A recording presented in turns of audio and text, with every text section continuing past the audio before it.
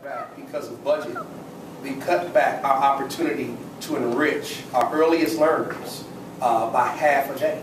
We worked very hard in the early 90s to increase the opportunity for children to a full day kindergarten.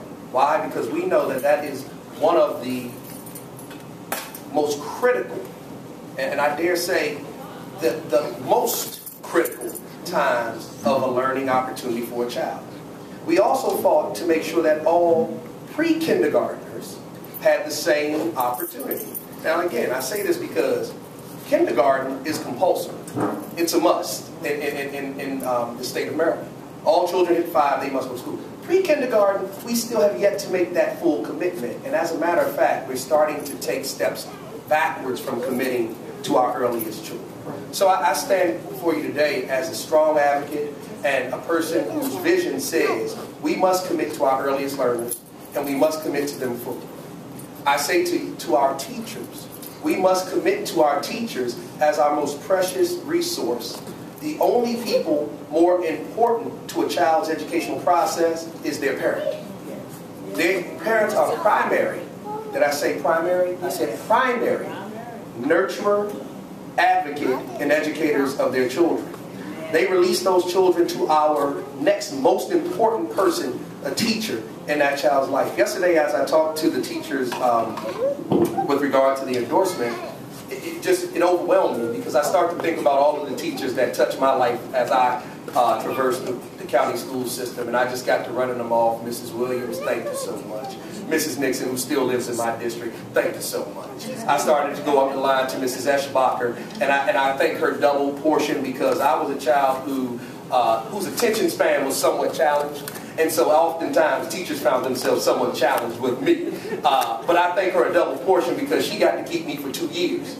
She got to keep me because they wanted to skip me a grade, so they created a 3 and 4 combination so I could stay in Ms. Eschbacher's class. I think they might call that looping now or something like that. Well, I got looped. I also had the opportunity to be one of the early adapters to what they call talented and gifted.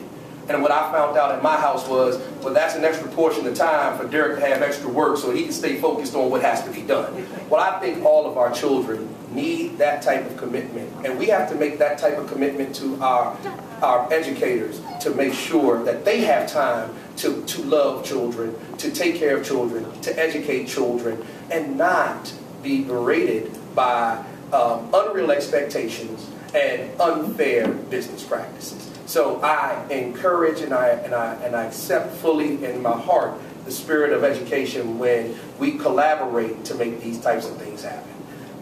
Just briefly, several years ago we had the opportunity to create a collaboration that put Head Start classrooms in apartment buildings, in churches, and other places that Head Start had not historically participated.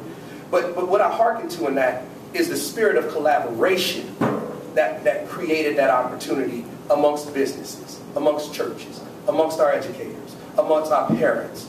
We have rich resources intellectually, spiritually, and when we are in a time of economic crisis, I think leadership has to hearken to those types of things to make stuff happen. So, Angela, we're going to work for you. We're going to work for DJ. We're going to work for every child in Prince George's County to make sure that their opportunity to be educated in an environment that cherishes education as the way out, up, and into society would have us work. So thank the teachers for their endorsement. Thank my community for its overwhelming support. Thank you for raising me. Thank the Prince George's County Public Schools for caring enough to understand my challenges and challenge me back. And I thank God for the opportunity to support you on September 20th as your county councilman. Thank you very much.